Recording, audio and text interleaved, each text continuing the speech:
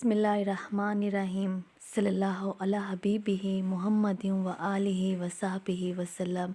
अस्सलामु अलैकुम। आज मैं आपसे एक ख़ातून का दुरूद शरीफ का मिरेकल जो उनकी ज़िंदगी में हुआ था, दुरूद इब्राहिमी पढ़ने से जो उनकी ज़िंदगी में खूबसूरत मुआजिज़ा हुआ था, वो कहती हैं कि मुझे दुरूद पाक से तो इतनी मोहब्बत हो गई दुरूद इब्राहिमी से कि मेरा दिल करता है कि मैं हर वक्त दिन रात दुरूद इब्राहिमी का ही विर्द करती रहूं, क्योंकि दुरूद इब्राहिमी पढ़ते पढ़ते मुझे इससे इतनी ज़्यादा मोहब्बत हो गई कि जब तक मैं दुरूद इब्राहिमी ना पढ़ूं मुझे सुकून नहीं मिलता।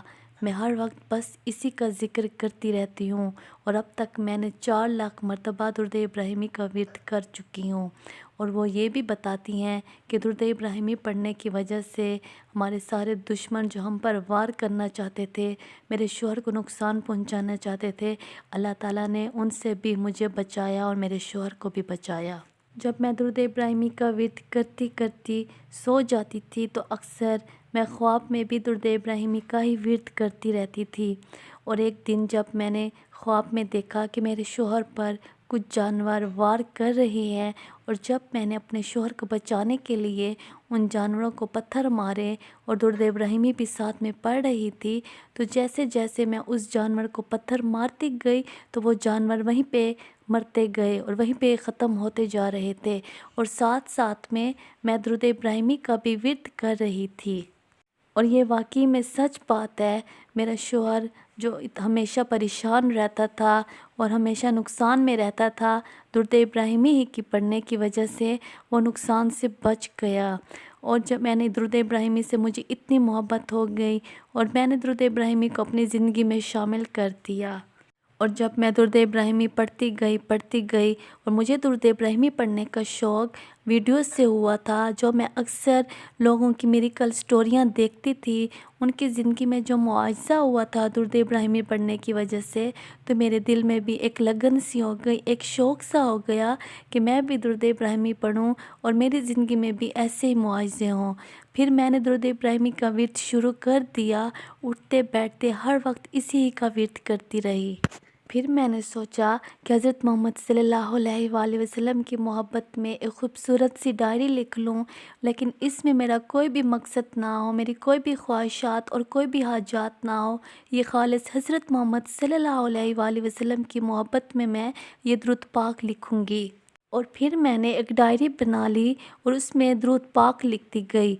और इसी तरह जब वो मेरी डायरी कंप्लीट हो गई दुरूद पाक से, और मैंने जो नियत की थी कि ये मैं हज़रत मोहम्मद सल्लल्लाहु अलैहि वसल्लम के लिए लिख रही हूँ, उनकी मोहब्बत के लिए लिख रही हूँ, इसका सारा का सारा सवाब मैं हज़रत मोहम्मद सल्लल्लाहु अलैहि वसल्लम को हदिया करूँगी।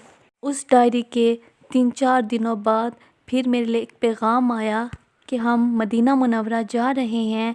मैं काफ़ी हैरान हुई क्योंकि हमारे पास कोई असबाब नहीं थे, मेरे गुमान में भी नहीं था कि हम खाना काबा जाएंगे, मदीना मुनव्वरा जाएंगे। लेकिन मेरी एक ख्वाहिश थी कि मैं मदीना जाऊं, खाना काबा जाऊं। लेकिन अल्लाह ताला ने इस दुरूद इब्राहिमी पढ़ने की वजह से मेरा खाना काबा जाने के भी असबाब बना लिए। मैंने सोचा ही नहीं था कि मैं इस तरीके से खाना काबा जाऊंगी और मैंने कभी गुमान में भी नहीं किया था।